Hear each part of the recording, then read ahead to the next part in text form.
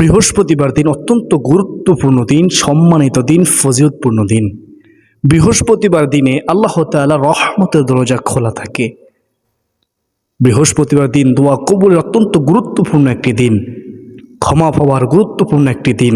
সম্মানিত দিনী ভাই বোনেরা, দোয়া কবুলের জন্য আল্লাহর একটি বিশেষ নাম তিরমিজি শরীফের মধ্যে রয়েছে। 3527 নং হাদিসের মধ্যে সেই গুরুত্বপূর্ণ, শক্তিশালী, ফজিলতপূর্ণ নামটি রয়েছে।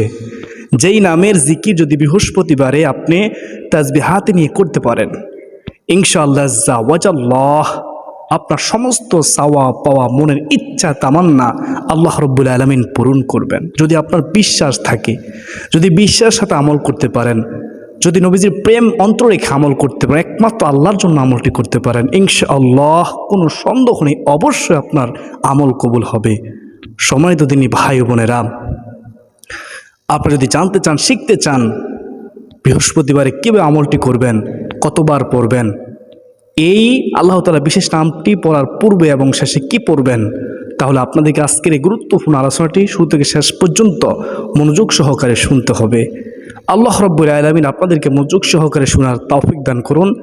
সকলে বলে আল্লাহুম্মা আমিন। বৃহস্পতিবার দিন অথবা রাতে আমলটি করবেন। আপনি কি জানেন এই বৃহস্পতিবার কতটা গুরুত্বপূর্ণ? বৃহস্পতিবার সম্পর্কে রাহমাতুল লিল আলামিন নবীজি সাল্লাল্লাহু আলাইহি ওয়াসাল্লাম বলেন, বৃহস্পতিবারে বান্দাবান্দির আমলনামা মহান আল্লাহ রাব্বুল আলামিনের দরবারে পেশ করা হয়।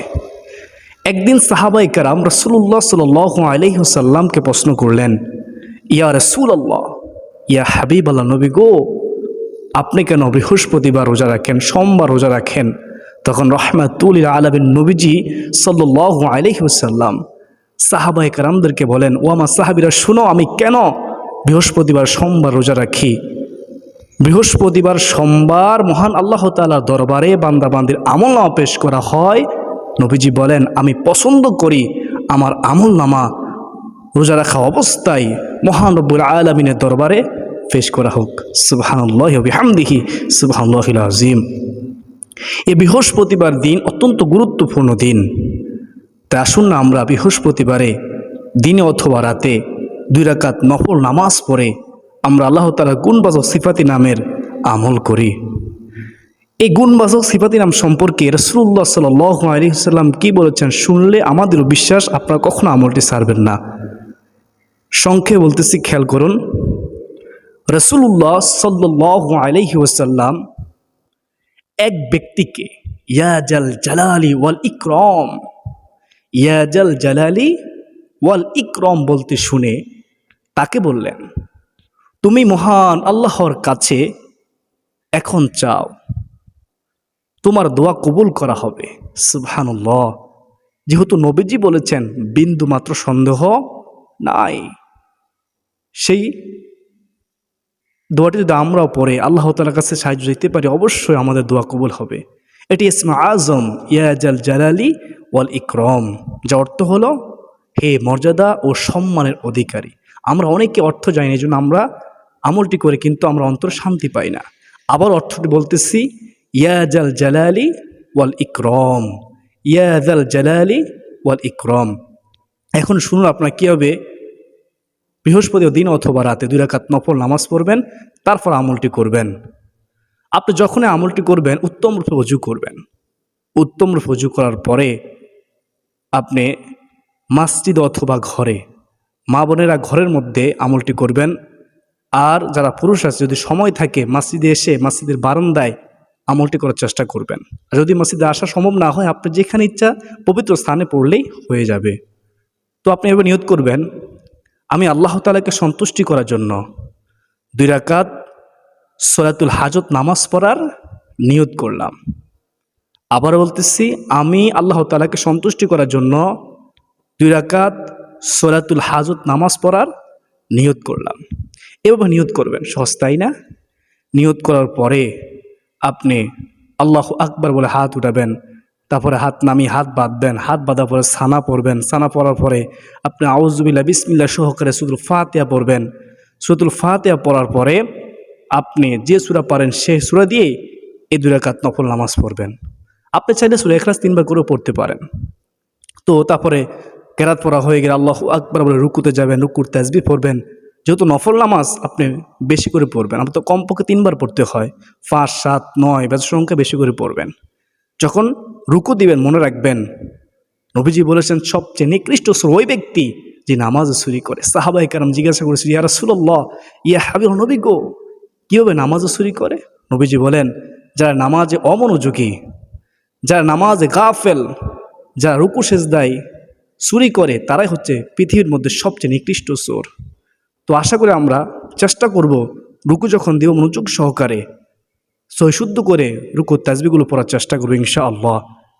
আর আমরা যখন রুকু থেকে উঠব তখন একটা জিনিস খেয়াল রাখবো, আমরা অনেকে ভুলটি করি, আমরা সোজা হয়ে দাঁড়াই না। সামি আল্লাহু লিমান হামিদা বলে আমরা সোজা হয়ে দাঁড়িয়ে আমরা তারপর রব্বানা ওয়ালাকাল হামদ হামদান কাসীরান তাইয়্যিবান মুবারাকান ফিহ এটি বলে তারপর আমরা সেজদায় যাব।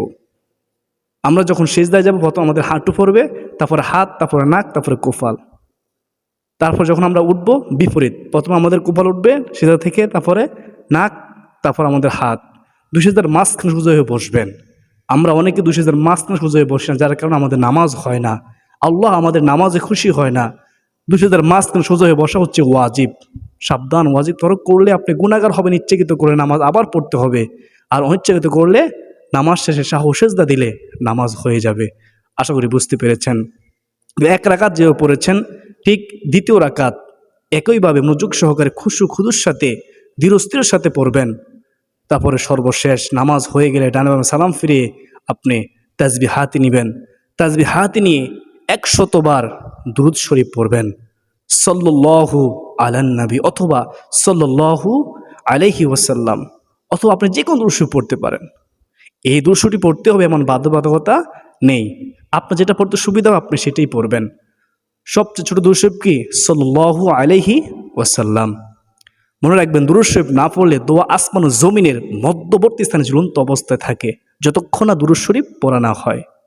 আর দুরূদ শরীফ পড়লে সাথে সাথে আল্লাহ তাআলা দোয়া কবুল করেন। সুবহানাল্লাহ।